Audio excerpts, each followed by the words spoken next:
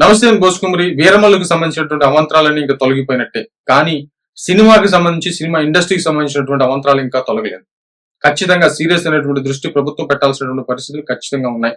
హైదరాబాద్ లో ఇండస్ట్రీ ఉంది, ఖచ్చితంగా ఆంధ్రప్రదేశ్ కి ఇండస్ట్రీని తీసుకురావాల్సినటువంటి పరిస్థితులు కూడా ఉన్నాయి. దాన్ని ఏం పట్టించుకోకుండా ఎవరికి వాళ్ళు అంటే వ్యక్తిగత స్వార్థాలు ఎక్కువైనటువంటి తరుణంలో ఎవరు పని ఉంటే వాళ్ళు అంటే ఒకరు అంటే ఒక పెద్ద మనిషి ధరగా ఒకరు లీడ్ తీసుకునేటువంటి పరిస్థితులు ఇక్కడ ఎవరికి లేవు, ఖచ్చితంగా లేవు. ఖచ్చితంగా పరిశ్రమలో ఉన్నాయని అయితే మాత్రం నేను అనుకోవట్లేదు. అలాగా ఉంటే ఖచ్చితంగా ఒక యూనిటీగా ఉంటది. యూనిటీ అనేది సమాజంలో లేదు. ఇంకా ఇక్కడ నాకు తెలిసి సినిమా పరిశ్రమ వస్తుందని ఎవరు చెప్పలేరు. ఏదైనా సినిమా ఇండస్ట్రీని ఏదైనా ఒక్కడంటే చాలు వెంటనే ఫోన్లు చేసుకుని వచ్చేసి వాళ్ళు ఎట్టన్నారు వీళ్ళు ఎట్టన్నారు, ఇట్లా సినిమా ఇండస్ట్రీ ఏకమే కళామతలు ఏకం అని డైలాగులు సొల్లు తప్పితే అక్కడ ఏముండదు. కానీ ఖచ్చితంగా ఐక్యత లేదు సినిమా ఇండస్ట్రీ అనేది మాత్రం. మళ్ళీ వీరమల్లు సినిమాతోటి ఒకసారి అంటే ఈ గొడవతోటి ఒకసారి మళ్ళీ బయటకు వచ్చినటువంటి పరిస్థితి ఉన్నాయి. తెలుసు, మీకు విషయం తెలుసు. ఖచ్చితంగా వీరమల్లు సినిమాని టార్గెట్ చేశారు. ఖచ్చితంగా ఇది రాజకీయంగా ఎవరో ఉండి చేయించారు అనేది మాత్రం పక్కా వాస్తవం. దీనికి నిర్మాతలు సహకరించారు అనేది మాత్రం ఖచ్చితంగా పచ్చి వాస్తవం. ఆ తర్వాత అంటే ఇప్పుడు అరవింద్ గారు ఉన్నారు, అరవింద్ గారు ప్రెస్ మీట్ పెట్టారు, ఓకే. కానీ ఖచ్చితంగా అరవింద్ గారు దీని వెనక లేరు అనేది మాత్రం ఖచ్చితంగా చెప్పేటువంటి విధంగా ఎవరు నమ్మట్లేదు ఫస్ట్ తర్వాత సంగతి. కనీసం ఈ వీడియో చూసేటువంటి వాళ్ళు నమ్ముతారేమో నాకు తెలియదు. కానీ అరవింద్ గారు ఈ కుట్రలో లేరనేది మాత్రం ఎవరు నమ్ముతున్నటువంటి పరిస్థితి అయితే ఖచ్చితంగా లేవు. ఇది మాత్రం క్లియర్ గా అర్థమవుతున్న విషయం. బట్ ముందు రోజుల్లో ఏమవుతుంది ఏంటి అనేది, ఎందుకంటే వాళ్ళ ఫ్యామిలీకి సంబంధించిన మెంబర్స్ కాబట్టి అది ముందు ఎట్లా వస్తుందో ఏంటో చూద్దాం. కానీ సినిమా ఇండస్ట్రీ అనేది అంటే సినిమా అనేది మన జీవితంలో అంటే ఖచ్చితంగా ఒక భాగమే. మన లేచిన దగ్గర నుంచి నిద్ర లేచిన దగ్గర నుంచి పడుకునేంత వరకు ఒక సినిమా పాటో లేకపోతే ఒక సినిమా డైలాగో లేకపోతే ఒక సినిమాను ఖచ్చితంగా మన మన మన జీవితంలో ఖచ్చితంగా ఒక 10 నిమిషాలు కనీసం 10 నిమిషాలు ఖచ్చితంగా సినిమాకి ఎక్కడో ఒకటి కేటాయిస్తాం. ఒక పాట వినటానికి ఎక్కడో ఒకక్కడ ఒక మన సమాజంలో అసలు ఎంత పెద్ద విఐపీలైనా వాళ్ళు పెద్ద కోటీశ్వరులైనా ఇండియాలోని ప్రపంచం అంటే ఇండియాలోని నెంబర్ 1 ధనవంతులైన ఎవరైనా సరే అది హిందీ పాట ఏదో ఒక పాట ఖచ్చితంగా ఒక పాట అయితే కంపల్సరీగా ఉంటుంది, ఉండకుండా ఏముండదు. ఇక మామూలుగా సినిమాలో ఉండేటువంటి దేవుళ్ళ పాటలు ఉంటాయి చూస్తారు, ఆ దేవుళ్ళ పాటలు కూడా గుళ్ళో వినిపిస్తూ ఉంటాయి. అంటే మన ఇంటి దగ్గర నుంచి సమాజంలో ఎక్కడో అక్కడ మనం ఏదైనా ఫంక్షన్ అంటే ఖచ్చితంగా బర్త్డే ఫంక్షన్స్ కూడా ఖచ్చితంగా సినిమా పాటే వినపడుతుంది. పెద్ద ఫంక్షన్లకి సినిమా పాటలు వినపడతాయి.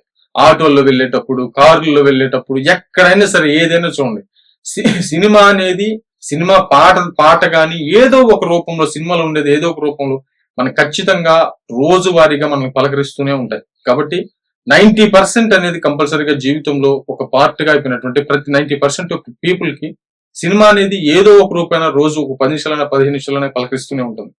అంత గొప్పదైనటువంటి సినిమా ఇండస్ట్రీ కళామ్మ తల్లికి సంబంధించి జరిగేటువంటి కుట్రలు అంటే స్వార్థపూరితమైనటువంటి వ్యక్తుల చేతిలో ఉండటం వల్ల అపకీర్తి వస్తుందా ఏంటి అనేటువంటి అనుమానాలు కంపల్సరీ కలుగుతున్నాయి.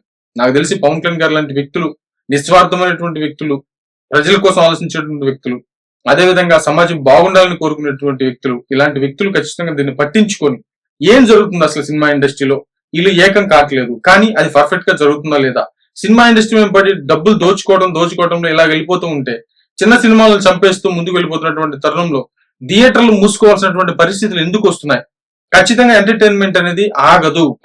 ఎంటర్టైన్మెంట్ అనేది అనేకమైన రూపాయలు వచ్చి ఉండొచ్చు కాక, కానీ సినిమా అనేది సినిమా థియేటర్లోకి వెళ్ళి కూర్చొని సినిమా చూడటం అనేది అది ఎప్పటికీ చచ్చిపోయేది కాదు. కానీ కొంతమంది స్వార్థ శక్తుల వల్ల దీన్ని చంపేస్తున్నారు అనేది మాత్రం ఖచ్చితంగా వాస్తవం. ఒక సినిమాకి వెళ్ళాలంటే ఒక సామాన్యుడు భయపడిపోయేటువంటి స్థితికి వెళ్ళిపోతుంది.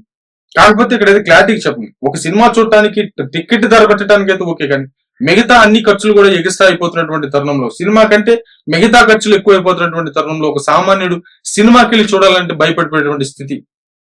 మరి ఒకసారి ఆత్మ పరిశీలన చేసుకోండి. అంటే ఒక ఇంతకు ముందు ఏంటంటే నా చిన్నప్పుడు నేను ఖచ్చితంగా ఏదైనా మంచి సినిమా పవిత్ర బంధం వెంకటేష్ గారి సినిమాలు లేదా చిరంజీవి గారి సినిమాలు ఇట్లాగా ఏదైనా మంచి సినిమాలు ఫ్యామిలీకి సంబంధించినటువంటి సినిమాలు రిలీజ్ అయితే భార్య భర్త చిన్నపిల్లలను తీసుకొని వెళ్లి సినిమా చూసి వచ్చేటువంటి వాళ్ళు ఇప్పటికీ ఉంది, కానీ అది తగ్గిపోతుంది. మళ్ళీ అది ఎలివేట్ అయింది ఇప్పుడు అంటే బాహుబలి సినిమా వచ్చిన తర్వాతే మళ్ళీ అది ఎలివేట్ అయింది. అంత కర్మ ఎందుకు పడుతోంది? అంత భయంకరమైనటువంటి పరిస్థితులు ఎందుకు వస్తున్నాయి? ఒకసారి కూర్చొని ఆలోచించుకుని అంటే హీరోలు అయితేనేమి, మిగతా వాళ్ళు అయితేనేమి, థియేటర్లు అయితేనేమి మళ్ళీ ఒకసారి కంప్లీట్ గా ఒక మేధోమదనం జరగాల్సినటువంటి పరిస్థితులు అయితే ఖచ్చితంగా ఉన్నాయి. ఏది సినిమా ఇండస్ట్రీకి సంబంధించి దీనికి మొదటి లీడ్ పవన్ కళ్యాణ్ గారు తీసుకుంటారనేటువంటి నమ్మకం, ఆశాభావం అయితే నేను వ్యక్తం చేస్తున్నాను. ఇప్పుడు ఆ వీరమల్లు సినిమాకి సంబంధించి అయితే మాత్రం ఆటంకాలన్నీ తొలగిపోయాయి. ఖచ్చితంగా ఒకరికొకరు తేలుకుట్టిన దొంగలాగా ఒకరికొకరు బయటకు వచ్చి మాట్లాడుతున్నటువంటి వాదన విపరీతంగా కనపడుతుంది. మాకు సంబంధం లేదు, మాకు సంబంధం లేదు, మాకు సంబంధం లేదు అనేటువంటి విధంగా మాట్లాడుతారనేటువంటి కోణంలో కూడా మళ్ళీ ప్రచారం అయితే సాగుతుంది. ఏమైనా జూన్ 12వ తారీఖు సినిమా ఖచ్చితంగా రిలీజ్ అవుతుంది. ఆ సినిమా రిలీజ్ అవటం రిలీజ్ కోసం అయితే మాత్రం ఖచ్చితంగా ఫ్యాన్స్ విపరీతంగా వెయిట్ చేస్తున్నారు. ఎలాంటి డౌట్లు పెట్టుకోవాల్సిన పని లేదు. ఖచ్చితంగా రిలీజ్ అవుతుంది అనేది నా గట్టి నమ్మకం. మరేమో తెచ్చు